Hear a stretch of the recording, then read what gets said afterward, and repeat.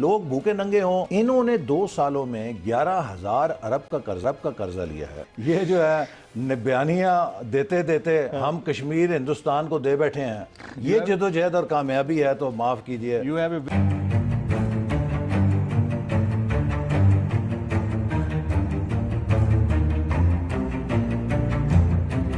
سالوں میں 11,000 ارب کا قرضہ لیا ہے.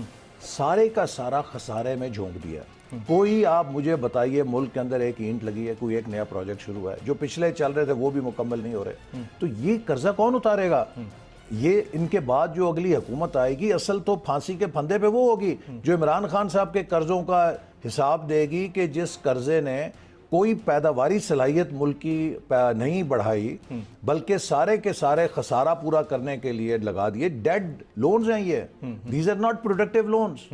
یہ ڈیڈ لونز کون اتارے گا؟ نہیں, آپ لوگوں کے انیشیٹو بڑے ٹینجبل تھے, جس میں سی پیک بھی شامل تھا, جس میں آپ کا اورنج لائن ٹرین پروجیکٹ تھا, اس کے علاوہ ہائی ویز بنے ہیں, موٹر ویز بنے ہیں, اس میں کوئی شک نہیں ہے. لیکن ہم یونیورسٹیز بنی ہیں. میں آپ کو بتائیے, آپ کی اگر معیشت مضبوط نہیں ہوگی, ٹینکوں سے, توپوں سے, میزائلوں سے آپ ملک کا دفاع نہیں کر سکتے. یہ ہر روز میں دیکھتا ہوں ایک نیا میزائل ہم نے ایجاد کر لیا. روس کے پاس, وہ بھی ڈیفنس کے لیے ضروری ہے, بٹ آپ کی بات بھی روس کے پاس دنیا کا سب سے بڑا میزائلوں کا اور نیوکلیر آرسنل تھا. اس کی معیشت جب پنکچر ہوئی وہ میزائل اسے نہیں بچا سکے. ملک بچتے ہیں مضبوط سیاست اور مضبوط معیشت کے ساتھ. پھر آپ کا ایک مضبوط دفاع پیدا ہوتا ہے نا.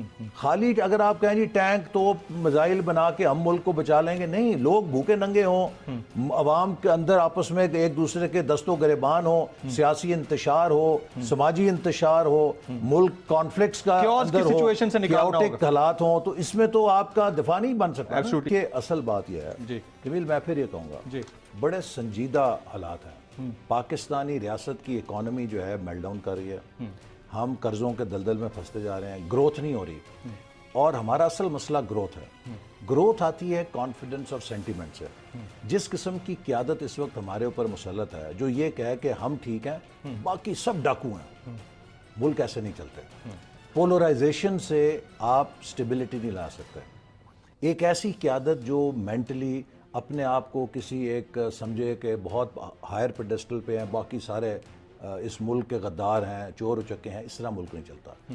ملک چلتے ہیں انکلوسیونیس سے, کولیبریشن سے, پولیٹیکلی بھی اور انسٹیٹیوشنلی بھی. اصل بات یہ ہے کہ اگر عمران خان صاحب ڈیلیور کر رہے ہوتے نا, پرفارم کر رہے ہوتے, تو پھر کوئی کسی کی بات نہ سنتا.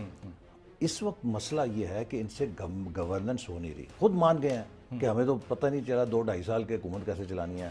اب اس کی سزا 22 کروڑ لوگوں کو تو نہیں دے سکتے. آج دیکھیے, ہم جب کشمیر کا آج کہاں ہے مسئلہ, ہمارا کشمیر کو اگر آپ دیکھیے 72 سالوں میں کبھی پاکستان کے حوالے سے بھارت نے جرت نہیں کی تھی کہ کشمیر کی حیثیت کو یک طرفہ طور پر. لیکن نیریٹو تو اچھا بلڈ کیا خان کیا نیریٹو, یعنی کہ آپ یو این جی اے کے اندر یا مختلف فورمز کے میں آپ کو یہ جو ہے بیانیاں دیتے دیتے ہم کشمیر ہندوستان کو دے بیٹھے ہیں.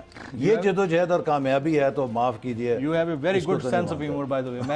I must appreciate. Sir, اصل بات یہ کہ اس ملک کو کیسے چلانا ہے. اگر ہم نے اس ملک کی اس آبادی کو جو نوجوان ہے, 66% آبادی تقریباً نوجوان ہے.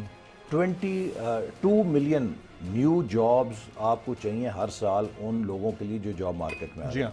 یہ تب ہوگا جب 6 سے 8% پہ آپ گرو کریں گے. اگر آپ 6 سے 8% پہ گرو نہیں کر رہے تو آپ نئی جابز کریٹ ہی نہیں کر سکتے جس سے آپ کے نوجوانوں کو روزگار ملے گا. یہ کیسے ہوگا جب ملک کے پولیٹیکل نظام کو آپ مستحکم کریں گے. دیکھیے, political stability precedes economic development. And economic development and جو dynamism ہے, that is a prerequisite for strong Pakistan. absolutely.